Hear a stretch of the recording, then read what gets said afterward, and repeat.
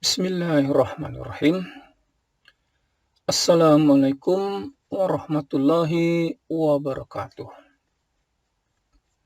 Selamat pagi dan salam sejahtera untuk kita semua, anak-anak kami sekalian yang kami sayangi. Pertama-tama, mari kita panjatkan puji dan syukur kehadirat Tuhan Yang Maha Esa, Allah Subhanahu wa Ta'ala, karena kita masih diberi kesempatan, diberi kesehatan untuk bertemu dalam rangka melanjutkan mata pelajaran PPKN kita. Untuk tidak memperpanjang waktu, kita langsung saja melihat slide yang pertama, yaitu slide judul bab 6 ya.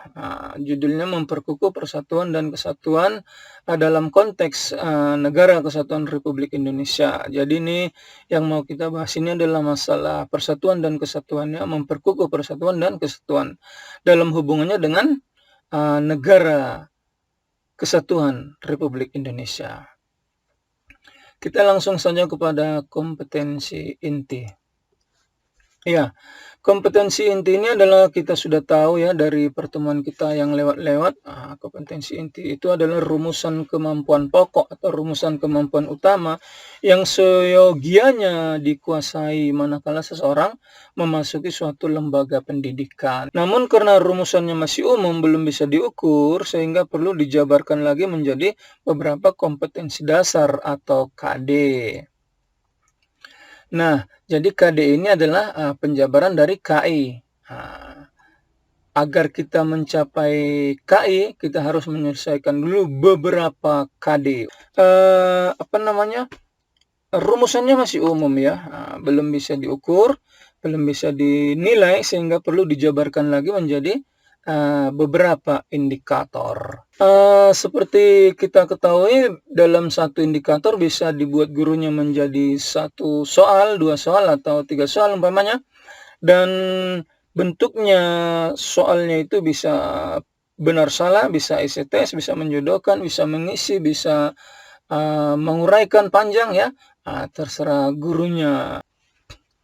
Itulah masalah indikator ya. Sekarang kita masuk langsung saja ke materi. Nah, materi yang mau kita bahas di sini ada 4 ya, ada 4 A, B, C, D, dia ada 4. Namun yang mau kita selesaikan atau yang mau kita bicarakan pada pertemuan kita kali ini adalah bagian A dan bagian B. Ini yang akan kita bahas pada kesempatan ini. Sedangkan untuk bagian C dan bagian D itu akan dibahas pada pertemuan berikutnya, pada pertemuan selanjutnya. Nah, inilah yang pertama tadi bagian A ya, makna persatuan dan kesatuan bangsa. Makna atau arti daripada persatuan dan kesatuan bangsa itu apa sih? Nah, dalam beberapa pelajaran kita, di pelajaran kita terdapat beberapa konsep yang berkaitan dengan persatuan dan kesatuan bangsa Indonesia ini. Misalnya ada istilah persatuan, ada istilah kesatuan, ada istilah bangsa, ada istilah negara, ada istilah integrasi nasional, ada istilah nasionalisme, ada istilah patriotisme. Ini istilah-istilah yang sering kita dengar dalam pelajaran PPKN kita ya.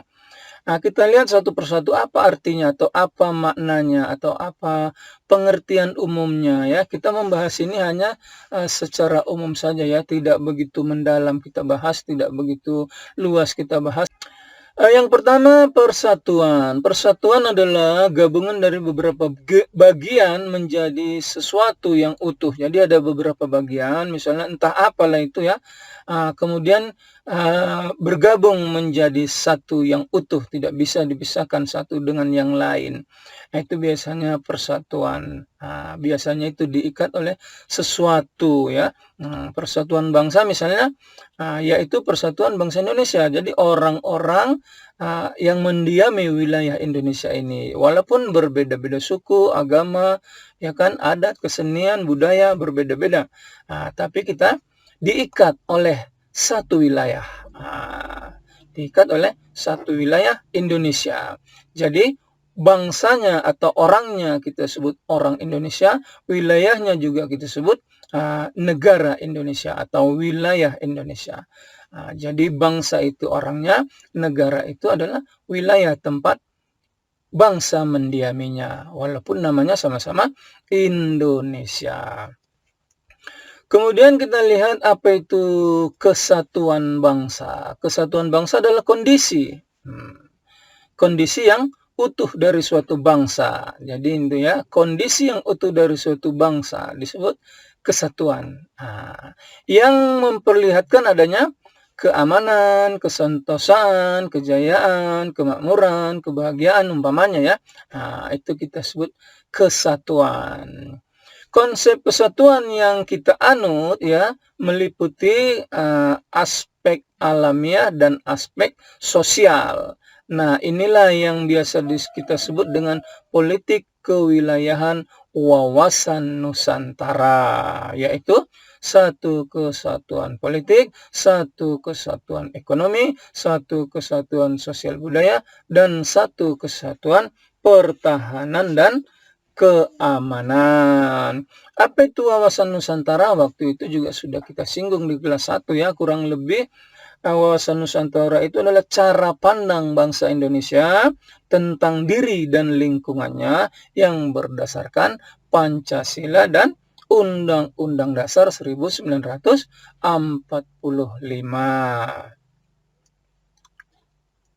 Ya, kita lanjut pada slide berikut.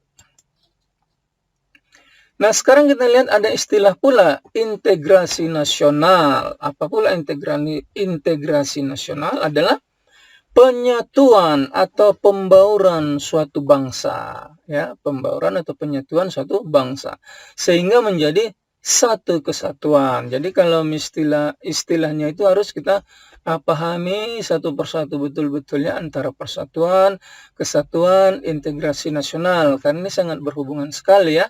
Jadi kalau integrasi nasional itu penyatuan suatu bangsa sehingga menjadi kesatuan yang utuh. Nah, jadi penyatuan berbagai kelompok sosial, misalnya ya, kelompok agama, budaya, seni ya, dalam suatu wilayah nasional yang akan membentuk suatu identitas nasional, ciri khas nasional kita yang berbeda kita dari negara-negara yang lain. Hanya kita yang memiliki identitas itu. Itulah penjelasan dari integrasi nasional. Sedangkan faktor-faktor dari integrasi nasional itu adalah ini integratif, ini artinya yang bisa menyatukan ya. Yang bisa menyatukan bangsa Indonesia di antara sekian banyak kelompok sosial, agama, budaya dan lain-lain. Itu Pancasila misalnya. Yang kedua apa? Undang-Undang Dasar 45. Yang ketiga apa? Sang Saka Merah Putih, bendera merah putih. Baru lagu kebangsaan Indonesia Raya. Baru bahasa Indonesia sebagai bahasa persatuan. Baru Sumpah Pemuda. Kemudian semboyan Bhinneka Tunggal Ika. Berbeda-beda tetapi tetap satu juga. Kita tadi sudah mengetahui istilah-istilah persatuan, sudah kesatuan, integrasi nasional. Sekarang kita lihat nasionalisme. Apa pula yang dimaksud dengan nasionalisme? Nasionalisme, isme itu biasanya artinya paham ya, atau aliran. Jadi nasional tambah isme. Jadi adalah suatu paham yang menganggap bahwa kesetiaan tertinggi atas setiap pribadi atau rakyat atau warga negara dalam suatu negara harus diserahkan kepada negara. Jadi kita setia kepada negara, itulah intinya ya. Itu yang disebut dengan nasionalisme, setia pada negara. Kemudian ada pula istilah patriotisme. Ada pula istilah patriotisme. Apa itu patriotisme? Merupakan sikap yang mau atau sudi mengorbankan untuk kejayaan tanah air, bangsa, dan negara. Jadi patriotisme itu merupakan salah satu unsur atau bukti bahwasanya kita itu orang yang nasionalisme, ya begitu ya. Jadi buktinya kita nasionalisme, kita harus patriotisme. Ada beberapa ciri dari patriotisme, antara lain yang pertama cinta tanah air, ya, cinta tanah air, bangsa dan negara. Yang kedua rela berkorban ya, ini berkorban ini untuk kepentingan bangsa dan negara. Yang ketiga, menempatkan persatuan dan kesatuan serta keselamatan bangsa dan negara di atas kepentingan pribadi dan golongan. Yang berikutnya, berjiwa pembaharu. Yang berikutnya, tidak kenal menyerah. Jadi kalau kita mau jujur ya, ini sebenarnya termasuklah ini butir-butir Pancasila dulu ya. Kalau kita masih ingat P4 ya, Pedoman Penghayatan dan Pengamalan Pancasila itu TAP MPR nomor 2 tahun 78 ini sudah dicabut ya. Sebenarnya butir-butirnya itu nilai-nilainya itu sangat bagus sekali untuk kita praktekkan dalam kehidupan sehari-hari. Ya, berikutnya kita lihat slide yang berikutnya. Nah, ini dia bagian B. Bagian B, kehidupan bernegara dalam konsep Negara Kesatuan Republik Indonesia. Yang pertama, konsep Negara Kesatuan Republik Indonesia menurut Undang-Undang Dasar 1945, yaitu terdapat dalam pasal-pasal yang memperkukuh prinsip Negara Kesatuan Republik Indonesia, antara lain yang pertama pasal 1 ayat 1, yang kedua pasal 18 ayat 1, berikutnya pasal 18B ayat 2, selanjutnya pasal 25A ayat 2 dan pasal 37 ayat 5. Tentang apa ini ya? Mari kita lihat satu persatu. Kita ambil bukunya. Nah, ini dia buku Undang-Undang Dasar 1945. Kita lihat pasal 1 ayat 1. Pasal 1 ayat 1 dikatakan di sini, negara Indonesia ialah negara kesatuan yang berbentuk republik. Negara kesatuan ya.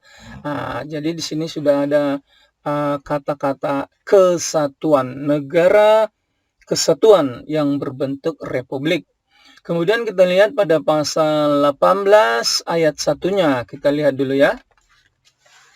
Ya, pasal 18 ayat 1 dikatakan di sini, Negara Kesatuan Republik Indonesia dibagi atas daerah-daerah provinsi, dan daerah-daerah provinsi itu dibagi atas kabupaten dan kota, yang tiap-tiap provinsi, kabupaten, dan kota itu mempunyai pemerintahan daerah yang diatur dengan undang-undang. Nah, jadi pasal 18 ini adalah mengenai pemerintahan daerah ya.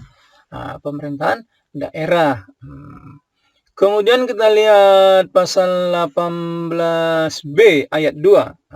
18B ayat 2 dikatakan di sini, negara mengakui dan menghormati kesatuan-kesatuan masyarakat hukum adat serta hak-hak tradisionalnya sepanjang masih hidup dan sesuai dengan perkembangan masyarakat, dan prinsip Negara Kesatuan Republik Indonesia yang diatur dalam undang-undang.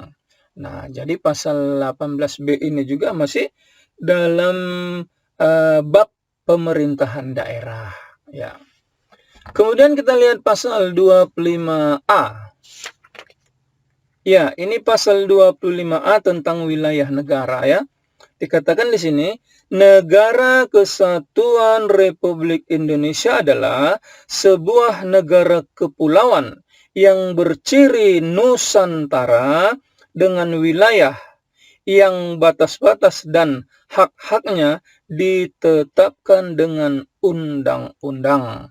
Nah, itu dia. Jadi sudah ada berapa pasal? 1, 2, 3, 4. Nah, yang kelima, kita lihat pasal 37 ayat 5. Ya, untuk pasal 37 ayat 5 di sini dikatakan khusus mengenai bentuk Negara Kesatuan Republik Indonesia tidak dapat dilakukan perubahan. Jadi untuk pasal 37 ini adalah pasal tentang perubahan Undang-Undang Dasar 1945.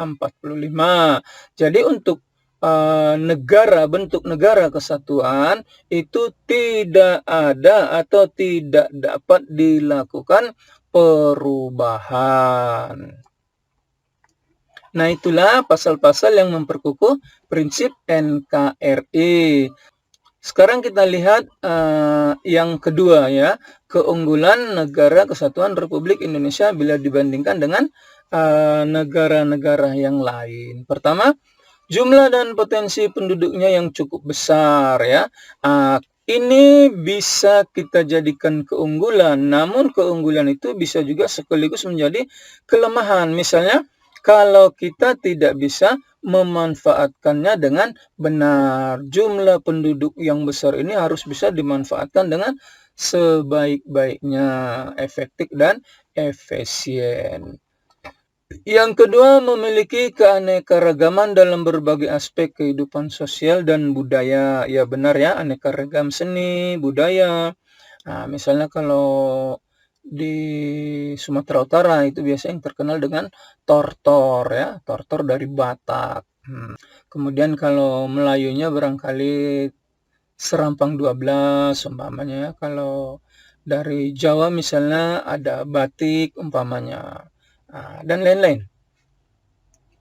Kemudian untuk yang ketiga, dalam mengembangkan atau pengembangan wilayah, kita memiliki konsep wawasan Nusantara. Ya, ini kita sudah tahu wawasan Nusantara sebagai satu kesatuan politik, ekonomi, sosial, budaya, dan hankam, pertahanan dan keamanan. Berikutnya, semangat Sumpah Pemuda, satu nusa, satu bangsa, dan satu bahasa. Ditambah lagi sekarang satu bendera dan satu lagu kebangsaan Indonesia Raya. Yang berikut, yang kelima, memiliki tata krama dan keramah tamahan yang tinggi. Ya, ini Indonesia dulu terkenal sekali ya. Bangsa Indonesia itu terkenal memiliki tata krama, keramah tamahan, sopan santun yang tinggi yang bisa kita banggakan ke dunia luar. Namun kalau saya perhatikan akhir-akhir ini ya, tata krama dan ramah tamah ini sudah mulai sedikit memudar ya. Seiring masuknya adat istiadat, katakanlah budaya dari luar ya, budaya barat yang masuk ke Indonesia ini melalui berbagai media massa yang sulit untuk dibendung ya. Misalnya saja nggak usah jauh-jauh, kita lihat aja sopan santun siswa kepada gurunya itu jauh berbeda ketika kami dulu sekolah ya. Bagaimana sikap kami waktu kami menjadi siswa atau murid ya kepada guru-gurunya itu sangat segan, sangat sopan, sangat takut. Sementara sekarang saya melihat di mana-mana ya, di mana-mana sopan santun siswa itu kepada gurunya sudah mulai jauh menurun ya. Kemudian untuk yang berikutnya, letak wilayah yang sangat strategis dan luas ini terdapat pada posisi silang dunia ya. Indonesia itu pada posisi silang dunia, yaitu dua benua dan dua samudra, benua Asia dan benua Australia, dan dua samudra yaitu Samudra Indonesia dan Samudra Pasifik.